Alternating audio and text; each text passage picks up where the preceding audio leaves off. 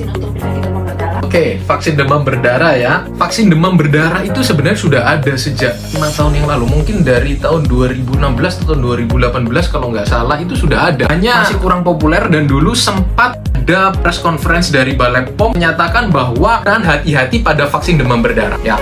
Saya cerita sedikit bahwa demam berdarah itu ada dua tipe, infeksi primer dan infeksi sekunder. Infeksi primer pada demam berdarah virus dengue ini biasanya gejalanya itu tidak berat. Sedangkan infeksi sekunder pada demam berdarah atau virus dengue ini biasanya gejalanya yang berat, yang sampai menyebabkan demam berdarah. Ini yang berat biasanya di tipe yang sekunder. Vaksin demam berdarah dulu namanya itu Dexvasia, itu hanya boleh diberikan pada pasien yang sudah pernah terinfeksi demam berdarah primer. Jadi karena infeksi sekundernya berat, maka divaksinlah Dexvasia atau vaksin demam berdarah itu.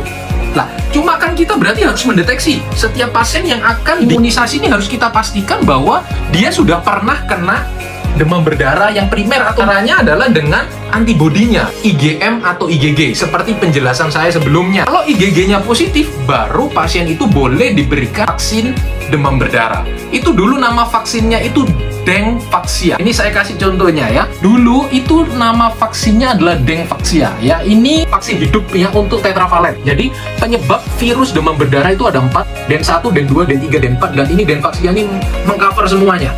Tujuannya dari vaksin demam berdarah bukan mencegah supaya tidak sakit demam berdarah, tapi mengurangi, tetap bisa sakit, tapi mengurangi risiko keparahan akibat dari virus demam berdarah itu sendiri. 2022 ini ada vaksin terbaru namanya Qdenga ya. Ini berbeda sedikit, fungsinya sama persis, tapi Qdenga ini lebih enak dan lebih bisa digunakan secara langsung karena dia bisa diberi mencegah penyakit pada orang yang belum pernah terinfeksi. Jadi gampangnya, kalau Bapak, Ibu, Saudara memilih vaksin, pilihlah yang Qdenga, jangan pilih yang Dengvaxia. Karena kalau pilih yang Dengvaxia berarti harus diperiksa dulu antibodinya atau IgM IgG-nya. Tapi kalau Qdenga ini bisa digunakan untuk yang belum pernah terinfeksi demam berdarah. Ya, dan rentan umurnya kalau pada Dengvaxia ini hanya umur 9 sampai 16 tahun. Kan vaksin yang terbaru ini Qdenga ini bisa digunakan dari umur 6 tahun sampai 64 tahun. Tapi lansia tidak dianjurkan. Umur di bawah 6 tahun tidak dianjurkan ya. Seperti itu. Silakan komen jika ada pertanyaan dan jangan lupa share dan di follow.